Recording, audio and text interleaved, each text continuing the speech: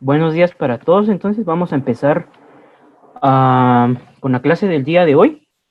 Vamos a hacer una pequeña lectura del programa del curso, porque ya se los envié, pero igual algunos tal vez no lo han visto. Entonces, para que veamos más o menos cómo es que va a estar, para que ustedes tengan una idea.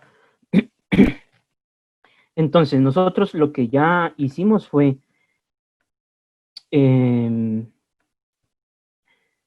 Ya vimos lo del 25 de julio, que fue lo de la descripción del curso, la revisión del programa y todo eso, fue la semana pasada. Yo lo que hice fue de que dividí los cursos en cada fin de semana. Entonces, ahorita estamos viendo hematología, vamos a ver las 2 horas el curso de hematología, y de ahí, la otra semana vamos a ver la de pruebas especiales. Entonces, así vamos a ocupar las 2 horas de los dos cursos aquí en un solo. Entonces, por eso es que las fechas van a estar así salteadas, no se van a preocupar por eso. Entonces, aquí ya del lado izquierdo, ustedes pueden ver la fecha, después sigue el contenido, las actividades en clase y las tareas. Entonces, igual, ustedes ahí pueden leer el contenido y el título de las clases. Se recuerdan, entonces aquí lo que vamos a tener en actividades de clases, la mayoría de veces, va a ser clase magistral y corto. Entonces, ya para la siguiente clase de hematología vamos a tener también un corto. Entonces, se ponen pilas también para eso. El primer examen parcial va a ser el 5 de septiembre en hematología. Entonces, igual pónganse pilas. Ya de ahí vamos a tener el segundo examen parcial el 17 de octubre. Entonces, igual es importante de que estemos ahí pilas para, para estar ya preparados para este otro examen. De ahí nos vamos hasta el final y tenemos el examen el 5 de diciembre, el examen final. Entonces, ahí es donde nosotros ya estamos con esto.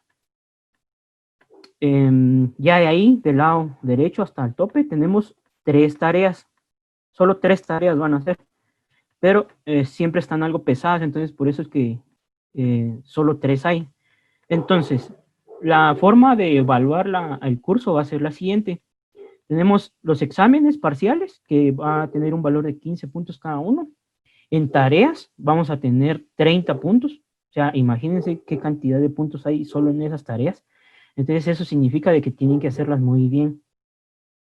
Ya de ahí tenemos exámenes cortos, que ahí tenemos 10 puntos para cada examen. Si se dieron cuenta o si leyeron ya el programa, los exámenes cortos son 5 exámenes cortos. Hay 5, entonces quiere decir de que cada examen corto va a valer 2 puntos. Y el examen final que es de 30 puntos. Entonces, si se dan cuenta, la mayoría de puntos está dividido entre tareas y exámenes cortos. Con eso ustedes ya tienen prácticamente que asegurado ya el curso, haciendo un buen primer examen parcial, haciendo las tareas y los cortos, ahí ustedes ya prácticamente están hechos. Y la ventaja que tiene es de que ustedes aquí, si se dan cuenta, es la cantidad de contenido que hay para el primer examen parcial. Entonces tenemos una clase, 2 clases y 3 clases. 3 clases tenemos antes del examen parcial, o sea que, son 2 horas y sí están cargadas, pero tampoco es que vaya a ser demasiado. Entonces tienen chance también de hacerlo bien. Igual para el segundo parcial. Tenemos 1, 2 y 3 también contenidos para el examen, el segundo examen parcial. Entonces, ¿qué quiere decir esto? De que el programa está hecho para que ustedes salgan bien. No solo en conocimiento, sino que en buen punteo. Les recuerdo, tienen que estar conscientes de que su punteo no tiene que ser nada más de 61 para ganar el curso. Tiene que ser de 71 para que su promedio esté elevado y puedan hacer sus prácticas. Porque de nada me sirve de que ustedes aquí me estén preguntando, pero mire, ¿será que van a haber prácticas el siguiente año? ¿Será que van a haber prácticas? Y a la mera hora ustedes no van porque no sacaron su promedio de 71, entonces de nada me sirve. Yo lo que quiero es de que aquí se pongan ustedes pilas. Entonces, de eso se trata. Tenemos entonces 3 tareas. ¿En qué consisten las tareas? Aquí dice investigar las pruebas de laboratorio para la serie eritrocitaria, que es la número 1, la tarea número 1. Dentro de esta tarea, las partes que tienen que ir agregadas es el propósito de cada una de las pruebas, la muestra que se requiere para cada una, los materiales, el procedimiento, las fuentes de error, y hasta el final de todo el documento ya va a ir la bibliografía. Entonces, ¿qué es lo que va a pasar con esta tarea 1, 2 y 3? Estas tareas lo que van a hacer va a ser su manual de práctica para el siguiente semestre. Cuando ya tengamos habilitado el poder ir a la universidad para hacer prácticas de laboratorio en relación a hematología, de aquí pueden ustedes agarrar todo el contenido de las prácticas. Por eso es que es tan importante que lo hagan bien, porque igual, puede que lo hagan mal y a la mera hora, por no hacer bien este manual, ustedes no van a saber qué hacer allá en el laboratorio porque está mal redactado, está mal escrito. Entonces tienen que hacer una buena investigación, tienen que estar seguros de lo que están poniendo. Entonces, como les digo, al final de la tarea, la tarea 1, 2 y 3 se van a unir en uno solo, y al final de todo eso ustedes le van a agregar bibliografía y eso va a ser su manual ya de laboratorio. Entonces ahí ustedes ya están hechos. Les voy a dar un ejemplo de cómo es que quiero que lo hagan. Esto es una pequeña idea, entonces igual vamos a ver aquí. Esto que les estoy explicando es prácticamente lo mismo también para el curso de pruebas especiales, porque si se dieron cuenta también ahí, incluso ahí nada más tenemos un trabajo y es lo mismo. Porque lo que más me interesa es de que ustedes sepan cómo hacer y el procedimiento de alguna prueba de laboratorio, ya sea en hematología o en prueba especial. Entonces, lo que yo les decía, velocidad de eritrosedimentación, que es un ejemplo, ¿verdad? Porque lo vamos a ver en hematología y lo vamos a ver en pruebas especiales. Aquí, si ustedes quieren, pueden poner una pequeña descripción en la parte de abajo. Ustedes le pueden escribir más de que la velocidad de eritrosedimentación se utiliza en el laboratorio para evaluar si hay inflamación o no en algún paciente o cosas así, ¿verdad? Entonces ya eso ya es cuestión de ustedes. El propósito ya viene siendo la parte central del examen. En este caso dice, la velocidad de eritrosedimentación mide la velocidad de sedimentación de los glóbulos rojos en un plasma, en el plasma sanguíneo. De ahí la muestra requerida, 3 mililitros de sangre venosa con EDTA. Ahí, pequeñito, conciso, y ahí ya estamos. Materiales, pipeta para eritrosedimentación, soporte, jeringa, segmento de sonda y guantes descartables. Equipo que ustedes necesitan, reloj marcador, o sea, un timer, pues, un cronómetro.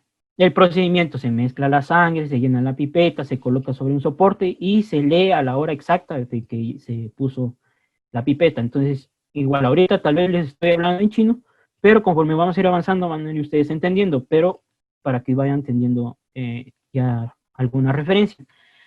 La forma en la que nosotros reportamos es la velocidad de eritrosedimentación, se expresa por mililitros por hora, valores de referencia ya están puestos aquí, y fuentes de error. Dejar de transcurrir más de 2 horas entre la toma de muestra y el montaje de la prueba, y todo esto.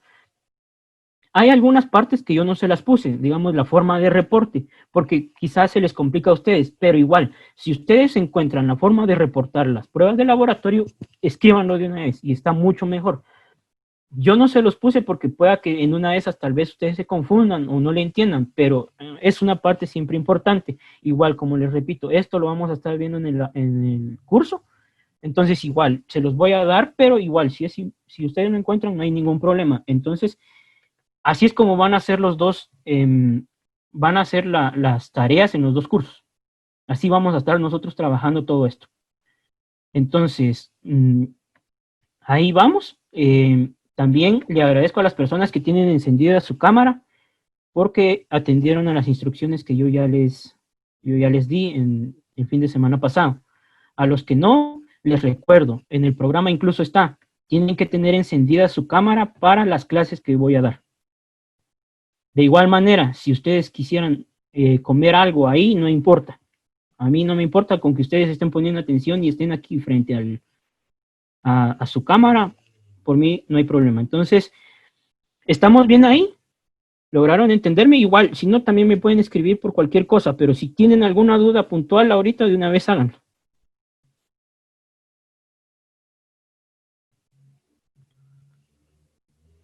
Bueno, entonces ahí estamos, no hay dudas. Vamos a empezar entonces con el curso de una vez.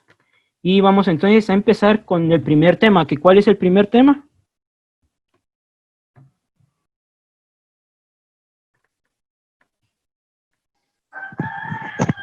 Buen día, licenciado. El tema principal es sangre y hematopoiesis. Y Exacto, entonces, ajá, creo que ya será. ¿y qué es eso? Bueno, entonces aquí vamos a ver cada uno de los componentes de la sangre Ujú, y la función que cada uno de ellos cumple. ajá, muy bien, entonces ya tenemos más o menos una idea de qué es lo que vamos nosotros a ver. Vamos a ver la composición de la sangre, vamos a ver también cómo es que se produce cada una de las partes de la sangre, porque en eso consiste la hematopoiesis. La hematopoiesis es la formación de cada uno de los elementos de la sangre. Entonces, vamos a ir viendo este tema ya aquí.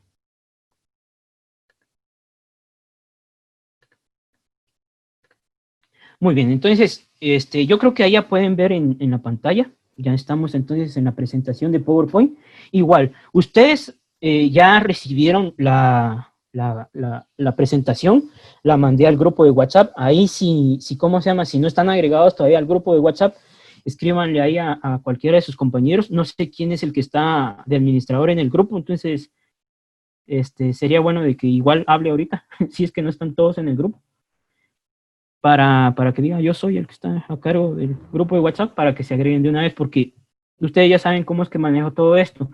Yo por WhatsApp sí casi es que mantengo más informado de todo, ya sea de la universidad, ya sea del curso. Entonces, igual ustedes ahí ya saben, ¿verdad? Entonces, ahí está. Entonces, Abraham, el que está a cargo del grupo, entonces igual escríbanle ahí para que los agregue ya al grupo de WhatsApp y empecemos nosotros a informarnos de todo lo del curso. Entonces, como les dije, ustedes ya recibieron su presentación. Voy a tratar la manera de tener ya lista la presentación con tiempo para que ustedes puedan leerlo. ¿Por qué? Porque quiero que ustedes tengan por lo menos una noción de qué es lo que vamos a hablar, de que ustedes lean la presentación, si hay alguna palabra ahí clave que ustedes no le entiendan, que la investiguen para que ustedes ya tengan el hilo más o menos de todo lo que vamos a estar hablando, porque son muchos términos ya técnicos que ustedes igual ya tendrían que saber algunos y algunos otros no, pero es obvio, ¿ah? Entonces igual aquí ya tienen que empezar ya a dejar fluir todo lo que ustedes ya conocen.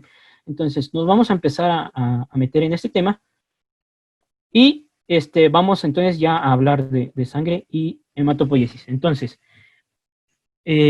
algo que se me estaba yendo. Fíjense que en el horario que a mí me dieron, decía de que la hora de receso, por así decirlo, la media hora de receso, la teníamos entre hora y hora del curso. Entonces, mi horario era con ustedes de 9 a 10, teníamos de ahí receso de 10 a 10 y media, ya de ahí de 10 y media a 11 y media, pero ahora hubo un cambio de horario, o sea, me movieron el receso hasta después de las 2 horas del curso.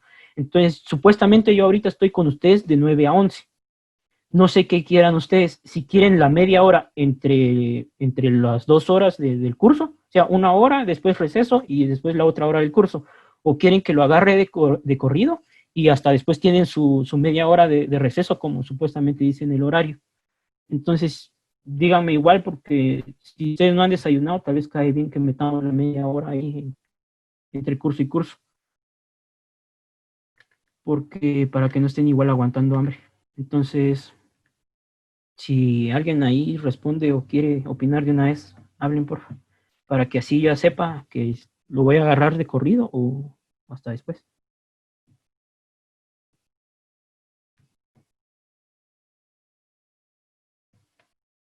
Ajá, ¿quién quiere hablar?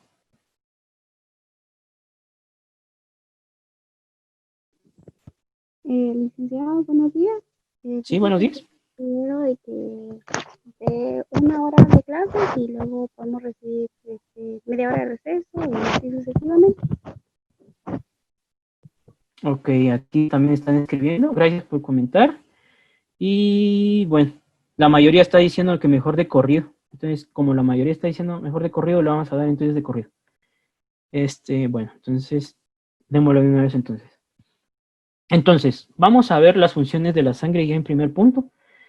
Y tenemos entonces 5 funciones de la sangre, o sea, principales. Número 1, transporte, o sea, el primero, o sea, lo que se encarga la sangre como tal es transportar. ¿Y qué transporta? Es, número 1, oxígeno. Transporta oxígeno desde los pulmones hacia los tejidos. Y transporta dióxido de carbono desde los tejidos hacia los pulmones. Entonces, se encarga de hacer el intercambio gaseoso. Nos transporta oxígeno desde los pulmones a los tejidos y dióxido de carbono de tejidos hacia pulmones. Entonces, igual, hay transporte de oxígeno y transporte de dióxido de carbono, solo que de dónde empieza hasta dónde termina, ahí es donde varía. También nos transporta sustancias nutritivas, desde el intestino hacia los otros órganos. Entonces, en parasitología nosotros ya habíamos visto de que estaba lleno el intestino ¿cómo se llama? De venas. Entonces, de ahí es donde nosotros obtenemos todos los nutrientes. De ahí, por eso la importancia de masticar bien todos los alimentos para favorecer también a la digestión y para la obtención también de los nutrientes de cada uno de los alimentos que estamos ingiriendo. Entonces, todo lo que nosotros ya hicimos con los jugos gástricos y todo lo que se va segregando se hace más pequeñito y entonces ahí todas las venas que están conectadas al intestino van absorbiendo todo eso y lo transporta a las diferentes células del cuerpo para mantenerlas ahí bien nutridas y con buena alimentación. También se encarga de transportar productos nitrogenados del metabolismo hacia los riñones y el hígado. Entonces, nosotros ahí ya hacemos la depuración en los riñones y en el hígado de diferentes sustancias. También se encarga del transporte de hormonas hacia las dianas celulares. ¿A qué se refiere con dianas celulares? Son células que están en específico, o sea, células específicas. Las hormonas tienen la función de emitir una señal. Más bien, la hormona es la encargada de enviar el mensaje. Ella es la que transporta el mensaje, digamos, del cerebro hacia cualquier parte del cuerpo. Entonces ella transporta, la sangre transporta todo lo que el cerebro está diciendo en diferentes señales y ya el cuerpo entonces lo empieza a interpretar, pero va entonces dirigido a células específicas. Esas son las dianas celulares. ¿Vamos bien hasta ahí?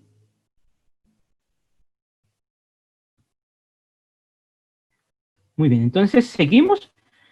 Tenemos entonces ahora la composición de la sangre.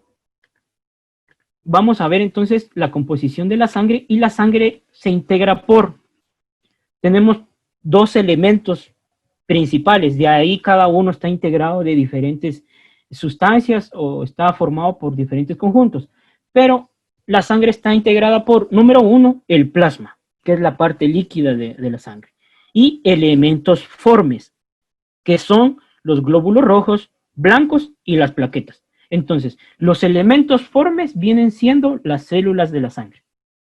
Y el plasma es la parte líquida de la sangre. Entonces, ya para que empecemos a tener una idea, tenemos entonces plasma y células sanguíneas. Esa es la forma en la que se divide o la que está compuesta la sangre.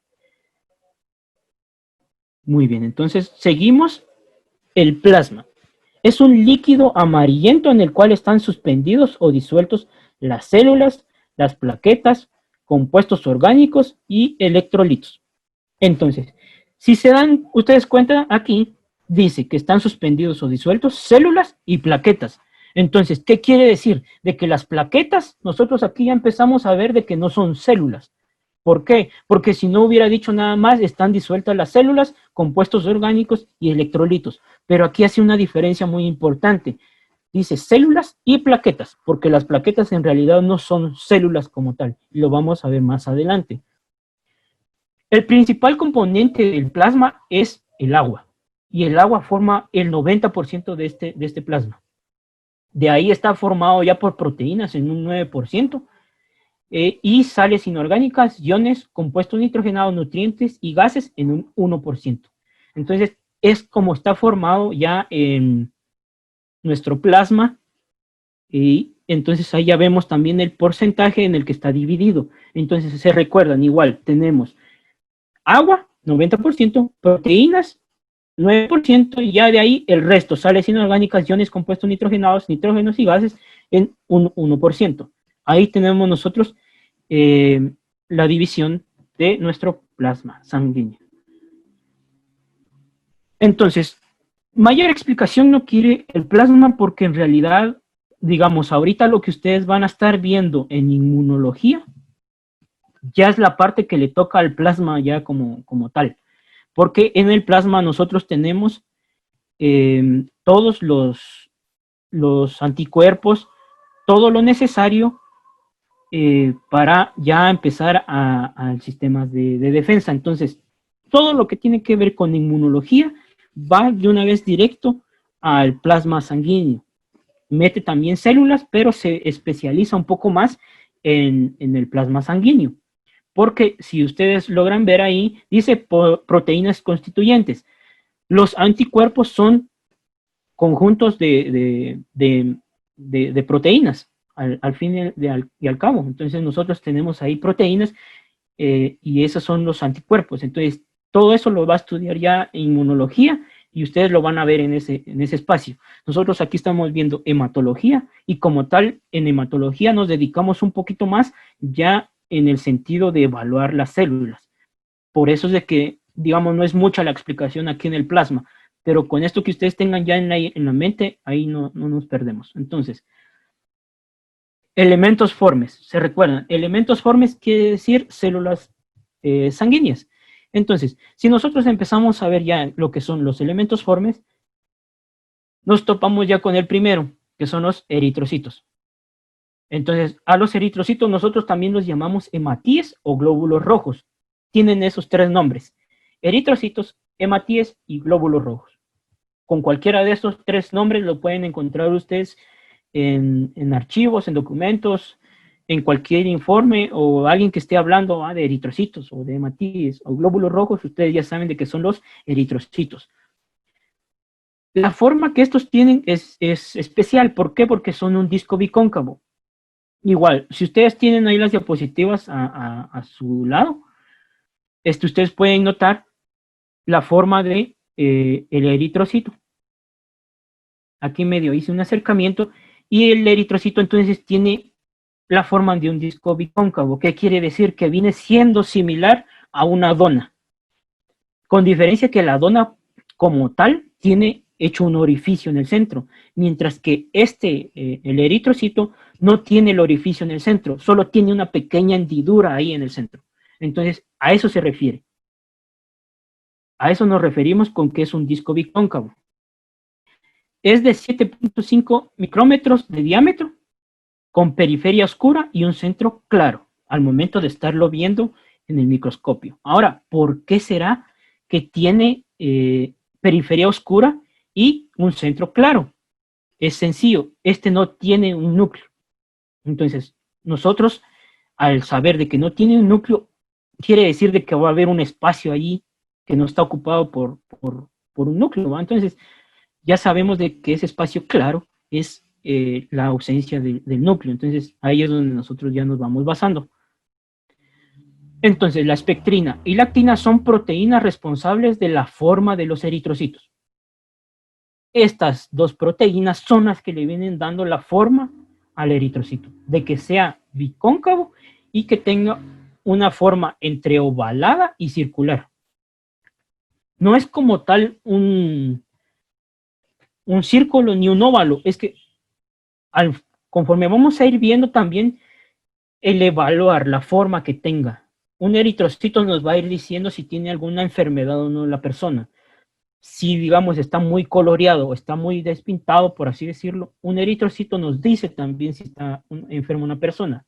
Entonces, todo esto que estamos viendo ahorita, estas bases van a ser importantes para que nosotros sepamos también con respecto a las enfermedades.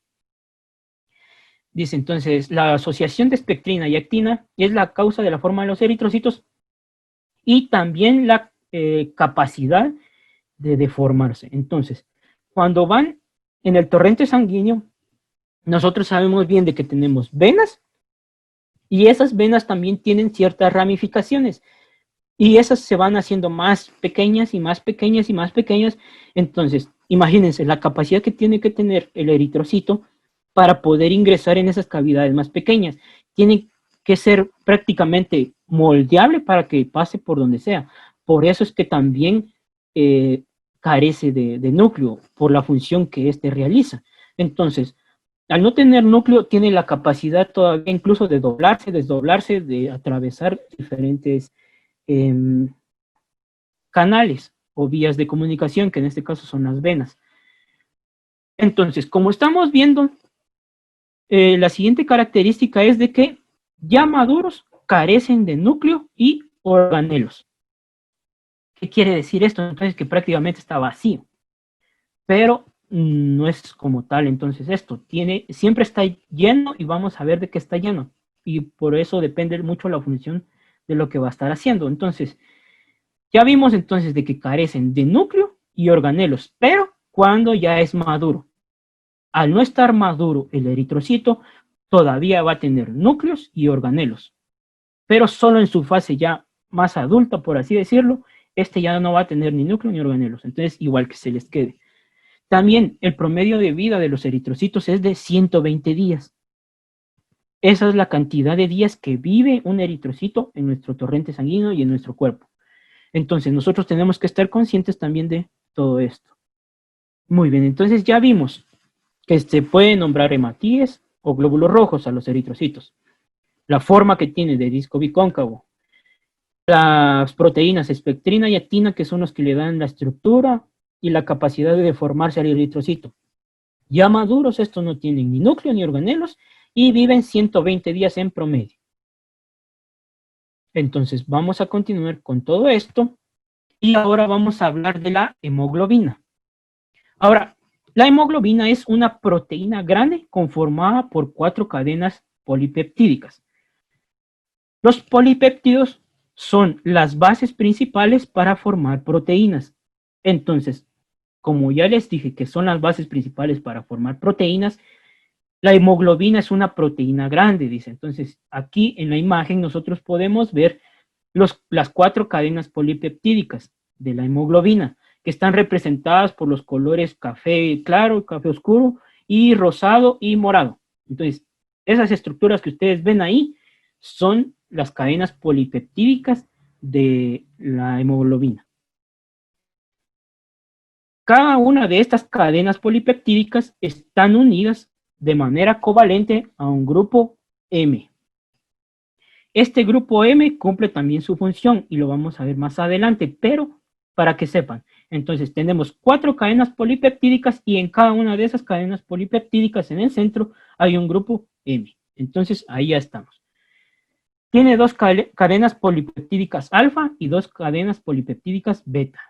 Entonces igual, como pueden ver en la imagen, la parte superior, por así decirlo, de la hemoglobina, lo que es café claro y café oscuro, es la parte beta de la hemoglobina. Y la parte alfa es la parte que está en rosado y morado.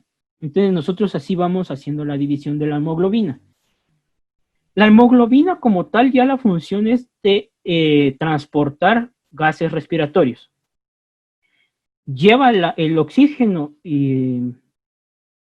a los pulmones, de los pulmones a los órganos del cuerpo, y lleva de los tejidos u órganos del cuerpo el dióxido de carbono hacia ya los pulmones para hacer el intercambio gaseoso. Entonces, esa es la función de la hemoglobina, el intercambio de gases respiratorios. Entonces, nosotros al momento de estar evaluando esto, lo que vamos a estar haciendo es evaluar también la hemoglobina. Entonces ya sabemos cuál es la función de la hemoglobina como componente.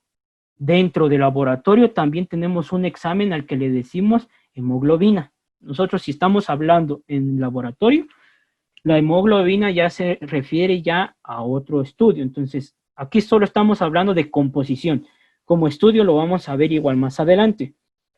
Entonces, la hemoglobina que lleva oxígeno se conoce como oxihemoglobina. Y la que transporta CO2 es carbaminohemoglobina. Entonces, ese es el nombre que reciben la hemoglobina dependiendo qué es lo que está transportando, si oxígeno o CO2. Entonces, ahí ya vamos con esto. Vamos a hablar también ya entonces de los leucocitos. Ahorita vimos más o menos de manera resumida lo que son los eritrocitos. Vamos a verlo también un poquito más detallado. Como tal, esto, como les digo, estamos hablando de sangre y hematopoiesis. Entonces, sangre es amplio, entonces vamos a ir viendo después parte por parte para que no nos perdamos. Ahorita solo estamos hablando de manera general el tema como tal. Entonces, también, los leucocitos son llamados glóbulos blancos. Este solo tiene otro nombre, por así decirlo. Entonces, si decimos glóbulos blancos o leucocitos, nos estamos refiriendo también a lo mismo. Están alrededor de 6.500 a 10.000 células de glóbulos blancos por milímetro cúbico de sangre. Esa es la cantidad que nosotros debemos de tener y es el valor de referencia como tal de los leucocitos en una persona, de 6.500 a 10.000. Hay otras literaturas que dicen de 6.000 a 10.000, entonces va a ir variando y también va a ir variando dependiendo de la edad de la persona. No es lo mismo un niño que un adulto, no es lo mismo un adulto que un joven, entonces ahí va a ir variando, pero en cantidad promedio es de 6.500 a 10.000. Esa es la cantidad de leucocitos o glóbulos blancos que debemos tener en nuestro cuerpo por milímetro cúbico en la sangre.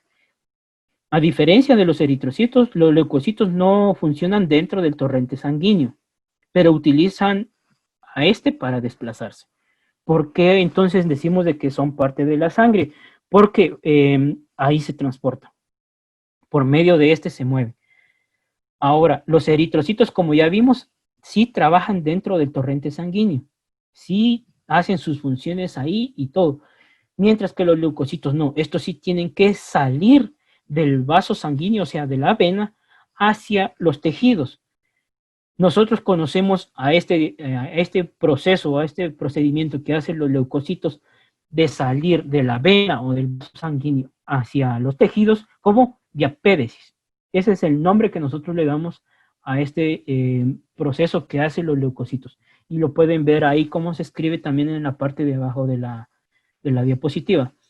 Entonces, ese es el proceso por el cual los leucocitos salen del vaso sanguíneo o de la vena hacia los tejidos del cuerpo. Y entonces ahí empiezan ya a hacer su función. Eso es lo que son los leucocitos. Los leucocitos también nosotros los clasificamos en dos grupos. El grupo 1, que son los granulocitos. Entonces, recordemos, los leucocitos o glóbulos blancos se van a dividir en dos grupos, granulocitos. Estos granulocitos tienen gránulos específicos en su citoplasma. Entonces, aquí tienen ustedes que traer todo lo que ustedes vieron de la célula, cómo está formada y todo eso a su mente, para que ustedes empiecen a tener idea. Porque si no, ustedes se van a hacer bolas y no van a entenderme de qué es lo que estoy hablando. Entonces, recordemos un poquito de la célula, cómo está conformada. ¿Alguien me puede decir cómo está conformada la célula? ¿Qué partes tiene?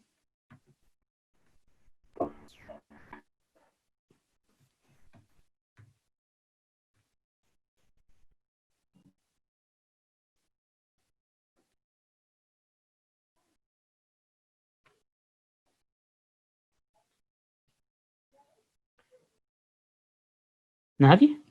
¿En serio? ¿Nadie? Núcleo, Ajá, núcleo. nucleolo, mitocondrias, Ujú. ribosomas, retículo Ribosomas. endoplasmático liso, retículo endoplasmático rugoso, Ajá. em, Membranas y todo eso, ¿ah? membranas. Ajá.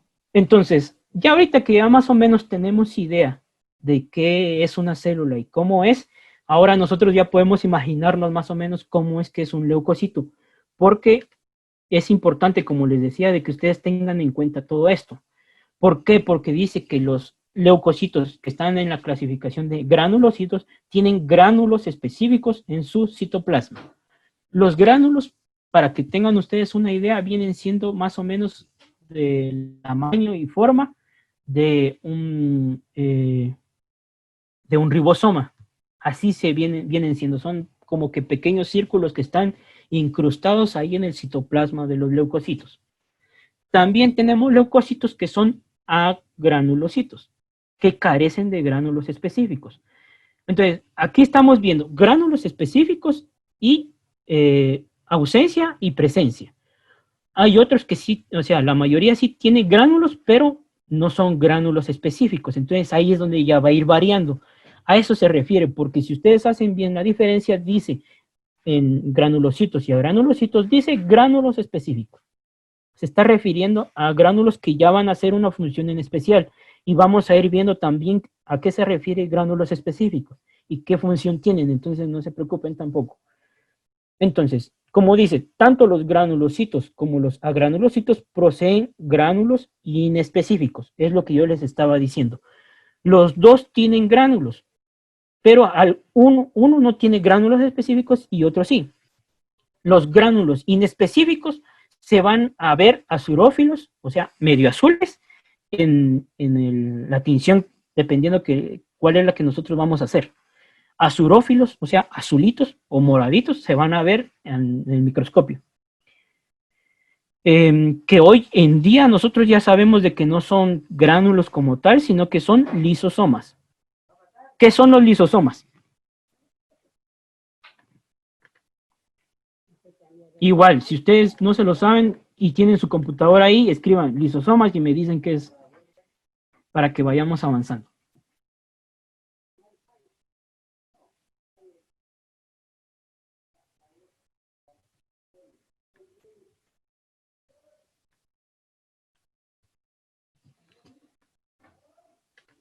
¿Alguien? ¿Lisosomas? O aunque sea una idea. ¿Nadie? Bueno.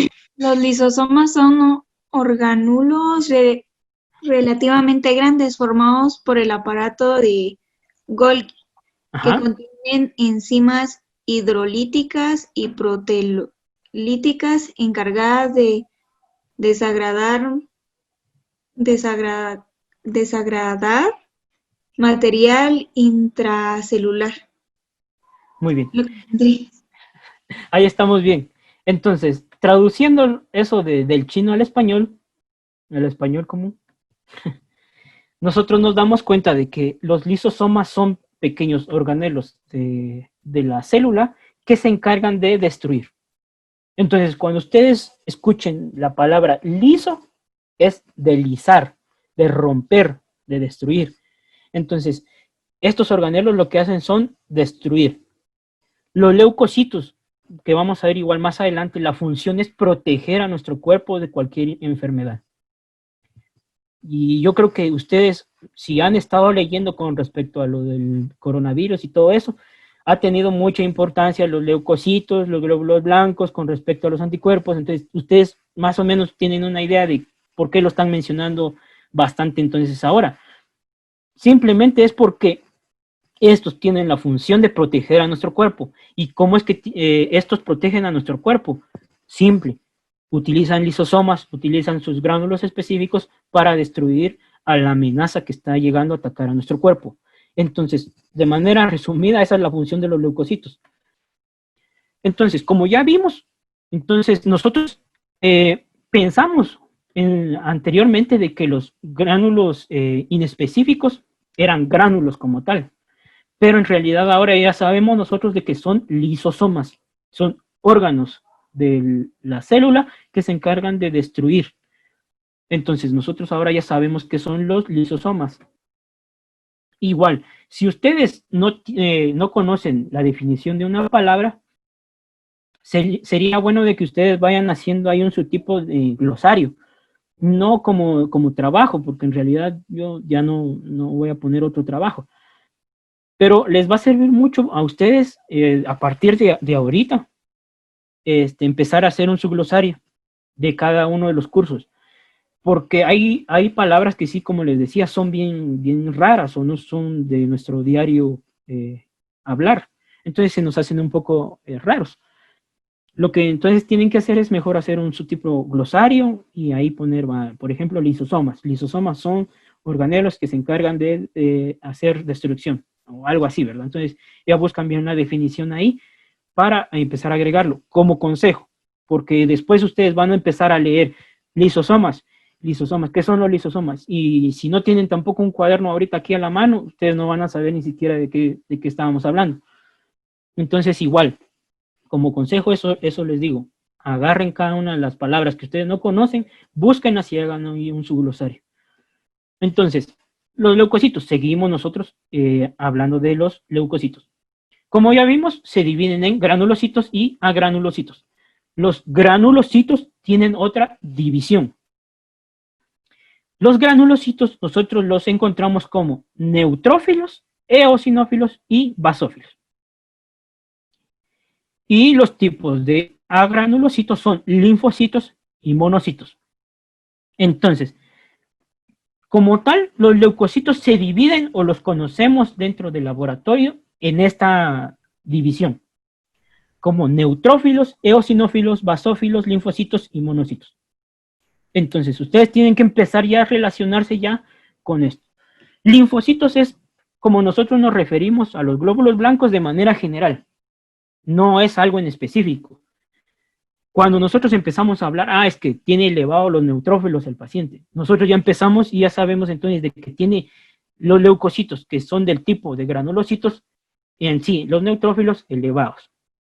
¿Qué es este porcentaje que nosotros estamos viendo aquí a la par de cada uno de los nombres? Es el porcentaje en que se encuentran distribuidos en la sangre. Al momento que nosotros hacemos los benditos frotes periféricos o los frotes de sangre, esos que a ustedes les salen muy bien, nosotros lo que hacemos es evaluar los eritrocitos y evaluamos los leucocitos. ¿Qué evaluamos nosotros en los leucocitos? Evaluamos el porcentaje en el cual están distribuidos en el frote periférico. Entonces nosotros evaluamos qué cantidad hay de neutrófilos, eosinófilos, basófilos, linfocitos y monocitos. ¿Por qué? Porque cada uno de estos nos va a ir indicando qué enfermedad es la que tiene nuestro paciente o por qué es que puede que tenga esta enfermedad. Neutrófilos, de manera resumida, es cuando hay una infección por algún tipo de bacteria. Por ahí es donde nosotros vamos a tener una idea. Neutrófilos lo asociamos más con bacterias, cuando hay una infección. Eosinófilos lo asociamos cuando hay una especie entre de alergia y más es con relación ya a una infección, pero por parásitos. Eso yo creo que se los había explicado también en parasitología. Neutrófilos, bacterias, eosinófilos, parásitos, basófilos, ya va más relacionado con alguna especie también de alergia. Este está más asociado con alergias. Eosinófilos está más asociado con parásitos. Ya ahí tenemos los linfocitos, que estos van más asociados con algún tipo de infección, pero que es viral. Y los monocitos, que ya estos se encargan de hacer una digestión. Estos están presentes en la mayoría del tiempo, no importando si hay una... ¿cómo se llama? Hay una infección por parásitos o por bacterias o por algún tipo de virus. Entonces, estos sí están presentes. Pero cuando hay elevación de cualquiera de estos que ya les expliqué, nos van indicando esa enfermedad, ya sea por bacterias, una infección por bacterias, por parásitos, por virus, o es una reacción alérgica que nosotros estamos teniendo. Entonces, igual, ya vamos a ir viendo cada uno de estos un poquito más específicos, pero para que vayan teniendo también ya la idea. ¿Vamos bien hasta el momento? ¿O tienen alguna duda que ustedes quisieran que aclaremos de una vez ahorita? Háganla de una vez si tienen dudas.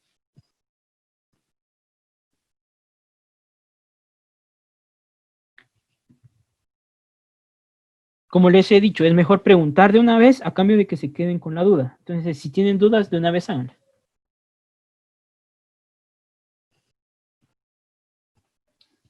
Bueno, entonces yo creo que estamos bien con el tema y vamos a proseguir. Si ustedes no están entendiendo esta parte, que es la básica, se me van a perder y no vamos a poder regresar más porque, como les digo, son 2 horas de curso, entonces ya para estar repitiendo 2 horas va a estar difícil. Es mejor de una vez ir puntuando ciertas dudas aquí de una vez. Entonces, como ya vimos, entonces los leucocitos están divididos en granulocitos y a granulocitos y a su vez los granulocitos. De que también nosotros tenemos aquí ahora a los neutrófilos. Entonces dice que constituyen la mayor parte de la población de glóbulos blancos. ¿Por qué? Porque están presentes en un 60 a 70%.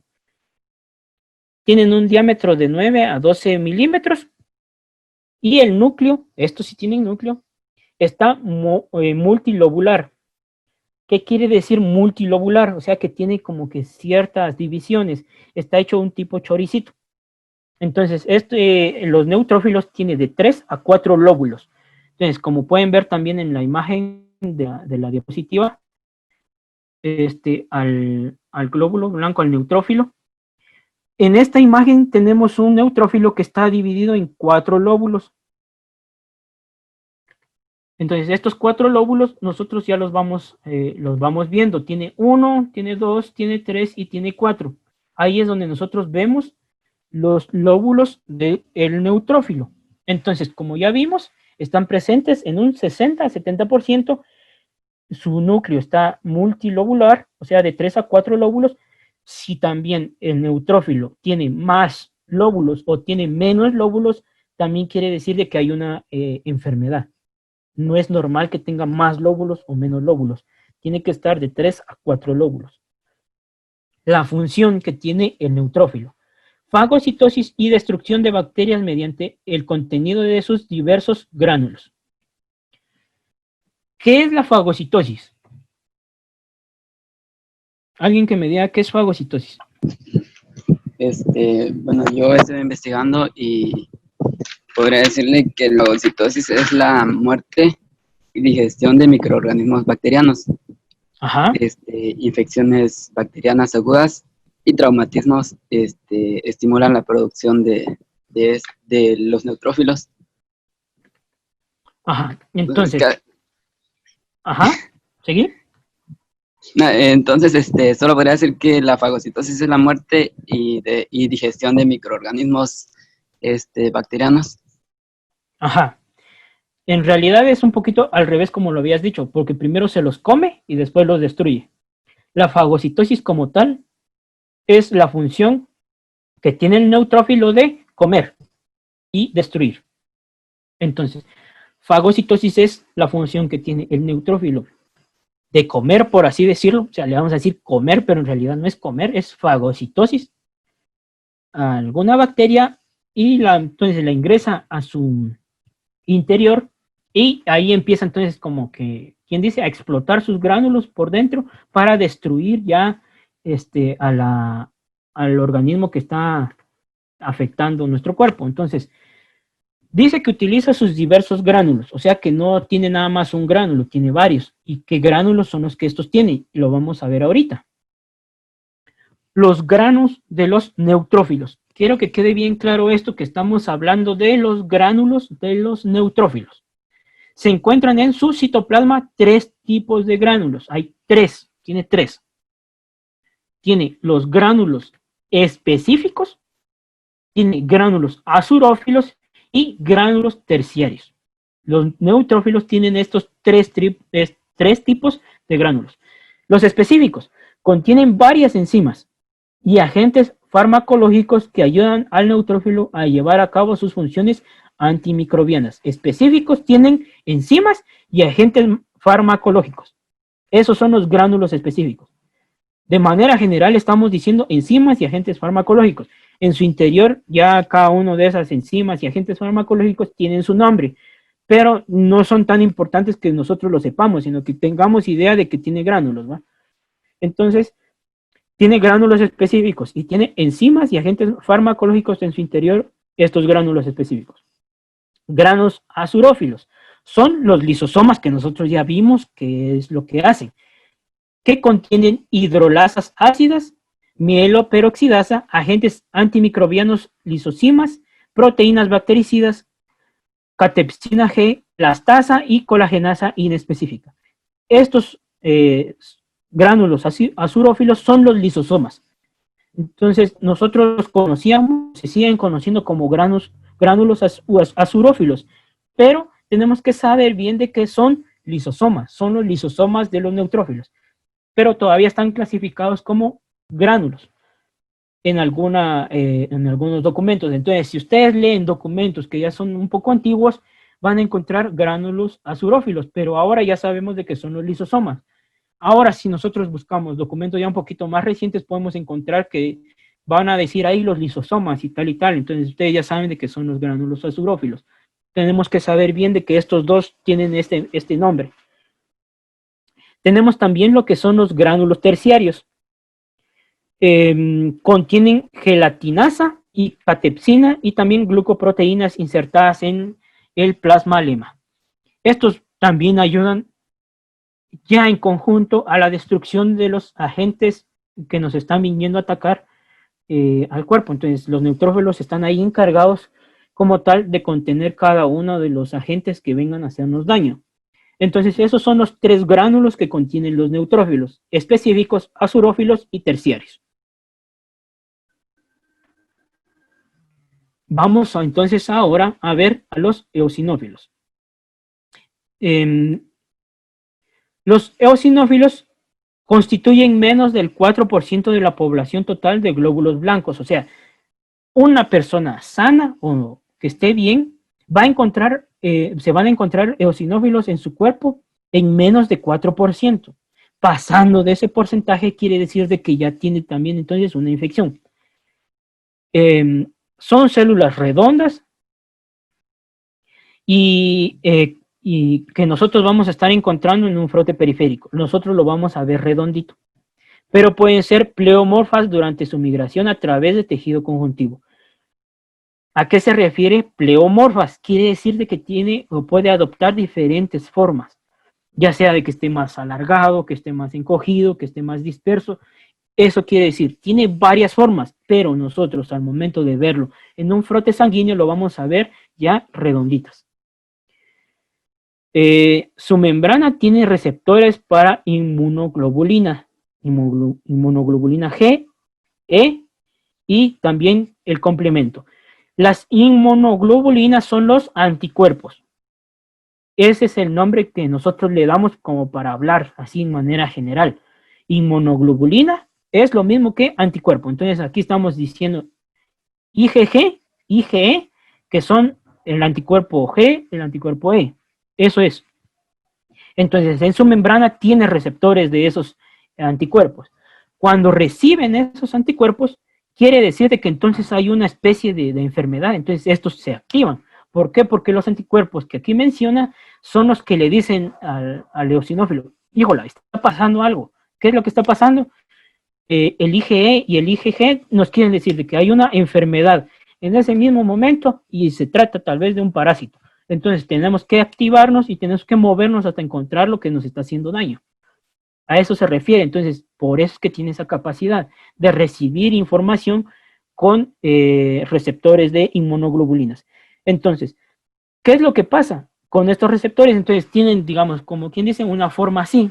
Y viene entonces el anticuerpo y llega aquí y se une entonces ya a la pared o a la membrana de la célula del eosinófilo. Al conectarse, este ya emite una chispa, una información hacia el centro y le dicen entonces está pasando algo y hay que empezar a trabajar. Esa es la función de los eosinófilos. Tienen un diámetro de 10 a 14 micrómetros. Su núcleo es bilobulado. O sea, quiere decir de que tiene 2 separaciones, por así decirlo, en lo que los 2 lóbulos están unidos por un filamento delgado de cromatina y envoltura nuclear. O sea, que ya como vimos aquí, o sea, se ve que están separados, pero a la mera hora sí están unidos. Hay una pequeña unión, un filamento que es el que se encarga de unir a estas 2 partes. Y como podemos ver también en la imagen, aquí en la diapositiva, nosotros podemos ver de que este eosinófilo que está aquí presente en la imagen tiene 2 lóbulos. Y ahí a pequeña vista podemos nosotros diferenciar que tiene la unión que ahí menciona. estos se producen en la médula ósea en la médula ósea. ¿Dónde está la médula ósea? Ok, la médula ósea. ¿Alguien que me diga?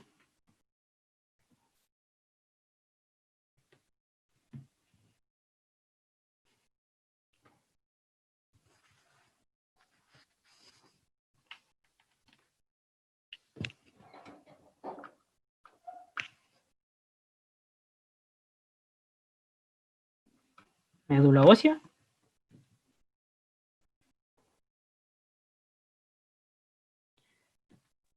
Médula ósea laguna.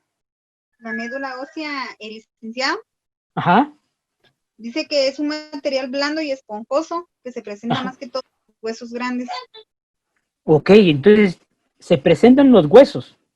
Entonces, ¿qué quiere decir? Si nosotros estamos hablando de que los eosinófilos se producen en la médula ósea, ¿qué quiere decir entonces dónde se produce?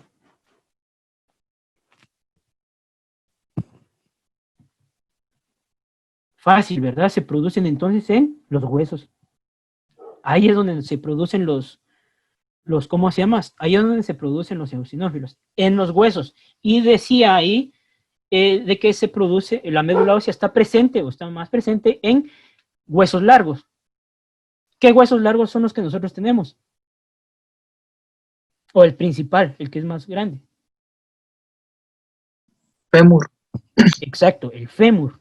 En el fémur es donde nosotros tenemos mayor cantidad de médula ósea. ¿Por qué? Porque es muy largo el fémur. ¿Dónde está el fémur? Para que vayamos teniendo relación, porque si no... La pierna. Ajá, en la pierna. En la pierna es donde nosotros tenemos el fémur. Ahí está localizado anatómicamente. Entonces, como les decía, estos cursos que nosotros estamos viendo ahorita ya vienen y ya mezclan toda la información, todo el conocimiento que a ustedes ya se les brindó. Ustedes ya vieron anatomía. Por eso les digo, ustedes ya tienen que saber esto. Ustedes ahí tuvieron que ver el sistema óseo. Ya saben dónde están los huesos, cuáles son los huesos largos, los huesos más cortos y cada una de estas cosas. Entonces, ustedes ya tienen que saber. Entonces, como les decía, se producen en la médula ósea y su interleucina, que es la número 5, propicia la proliferación de sus precursores y su diferenciación en células maduras. ¿Qué es una interleucina? Igual, alguien que lo busque ahí, por favor.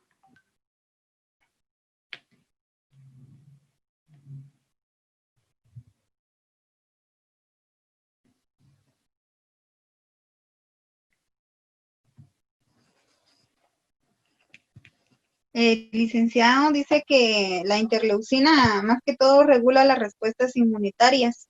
Ajá. Que se producen en el laboratorio. Se usan más que todo en el tratamiento del cáncer como modificadores. Aquí estamos hablando interleucinas como una especie de tratamiento, pero en procesos de maduración hay que seguir leyendo. ¿Qué más dice? Porque aquí está hablando ya de interleucina como tal en un tipo de tratamiento para cáncer, pero no estamos hablando ahorita de ninguna especie de cáncer. Pues acá dice que es un conjunto de proteínas que son sintetizadas y expresadas por los leucocitos. Ajá. Y, Sí. ¿Ok? ¿Qué más dice? tiene como función la intercomunicación de servir como un mensajero. Ok, entonces ya vamos entendiendo más o menos qué es una interleucina. Entonces, una interleucina es una proteína. Ya tenemos claro más o menos que entonces es una interleucina, que es algo similar a una enzima. ¿Por qué? Porque esta interleucina lo que hace es de que va segregada por algún glóbulo blanco que emite una señal y dice, bueno, entonces, miren, esto es lo que está pasando, necesitamos hacer esto y esto y esto. En este caso, la interleucina 5, cuando se empieza a producir, dice que propicia la proliferación de precursores de eosinófilos. ¿Qué quiere decir proliferación? Proliferación quiere decir la producción. Empieza entonces a producirse precursores de eosinófilos. Hablamos de precursores de eosinófilos porque hay, como les repito, células inmaduras que conforme va pasando el tiempo se van haciendo células específicas, que en este caso los eosinófilos tienen células inmaduras que al final van a producir eosinófilos. Entonces, la interleucina 5 o IL-5 es la encargada o la principal interleucina para que los eosinófilos se produzcan y para que también se haga una diferenciación en células maduras. ¿Por qué hablamos de diferenciación? Y esto lo vamos a ver un poquito más adelante en la hematopoiesis. Porque todas las células sanguíneas vienen de una célula principal, de una célula madre, por así decirlo, y así es como nosotros lo conocemos. Esta célula madre, dependiendo de qué interleucina reciba, se va a ir diferenciando en cada uno de las células sanguíneas, ya sea eosinófilos, ya sea basófilos, ya sea también en la parte más superior que son leucocitos, ya son eritrocitos y plaquetas. Entonces ahí es donde van a ir entrando cada uno de estos. Entonces la interleucina número 5 es la específica para eosinófilos.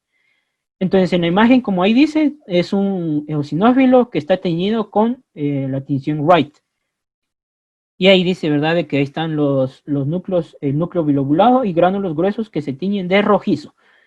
Dependiendo de cómo esté la calidad de su tinción y del colorante, qué tanto tiempo, cuánto le pongan de colorante, va a ir variando. Y de la marca comercial, los eosinófilos se ven rojos o se ven entre anaranjados. Esa es la diferencia que hay entre eosinófilos.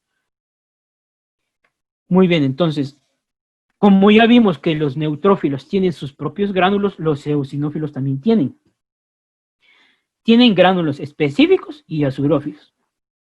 Los específicos tienen forma oblonga y se tiñen de color rosado profundo con los diferentes colorantes de Giemsa o de Wright.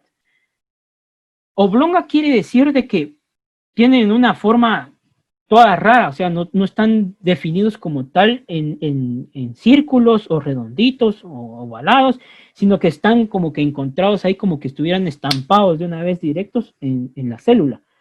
Es como que si lo hubieran tirado en una pared y quedó así como que esparcido. Entonces se ve como pequeños puntos ahí en el citoplasma del eosinófilo. Y la diferencia es de que nosotros aquí vemos de color rosado profundo o de color naranja, dependiendo de si es colorante Giemsa o Wright, y también depende de la marca comercial. Los gránulos específicos poseen una región externa y otra interna. La interna contiene proteínas básicas mayores, proteína eosinofílica catiónica y neurotoxina derivada de los eosinófilos. Las dos primeras proteínas que se mencionaron aquí son altamente eficaces para combatir parásitos. Por eso es que les digo, las proteínas básicas mayores y las proteínas eosinofílicas catiónicas son las encargadas de combatir parásitos. Por eso es de que este leucocito se eleva cuando hay presencia de parásitos. Y estas proteínas son las encargadas de combatir al parásito.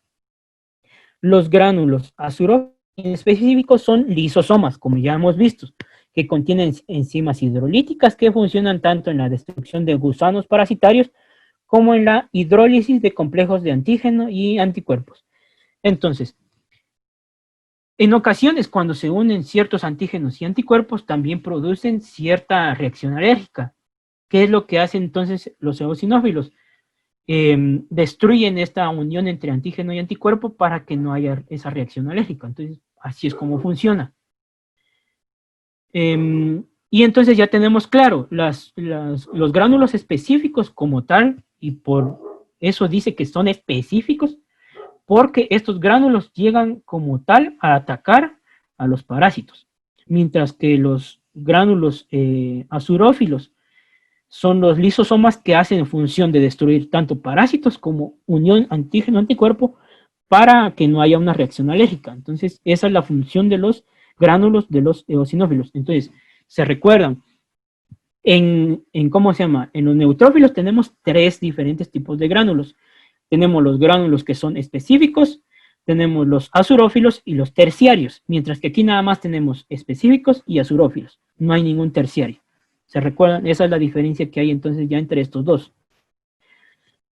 La función de los eosinófilos. Desgranulan los eosinófilos desgranulan sus proteínas básicas mayores o proteínicas catiónicas de eosinófilo en la superficie de los gusanos parasitarios y los destruyen. Como les decía, estas dos proteínas son las que están encargadas ya de hacer la función principal, por eso son los gránulos específicos.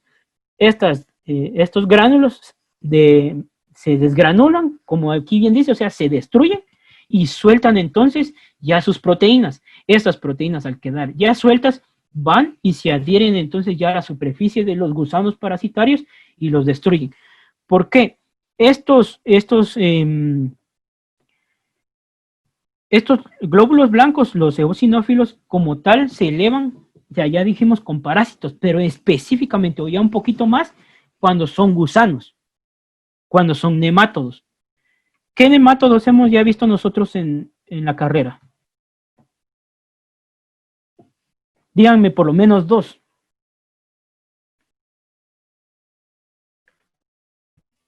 Nemátodos. Tendríamos Ascaris lumbricoides y Trichuris trichiura. Muy bien, entonces ya sabemos. Ahora ya sabemos de que los eosinófilos llegan a destruir a Ascaris y a Trichuris, porque son gusanos. A estos son a los que llega principalmente a atacar. Entonces, como les decía, una vez más, si ustedes no tuvieron bien hechas sus bases o no le pusieron con ganas a los cursos anteriores, aquí es donde van a empezar a venir a revirar. Y no es por cuestión de que uno no explique, uno sea malo o cosas así, porque en realidad ustedes ya vieron todo esto y ya se les enseñó. Entonces, aquí, como les decía, tienen que empezar a hacer relación de todo lo que estamos viendo para que ustedes empiecen a tener una relación. Entonces, así como ya relacionamos ahorita de que los eosinófilos segregan sus gránulos y se destruyen para soltar sus proteínas, llegan entonces a los gusanos parasitarios, que podría ser Ascaris, y los destruyen. ¿Cómo? Con formación de poros en sus cutículas.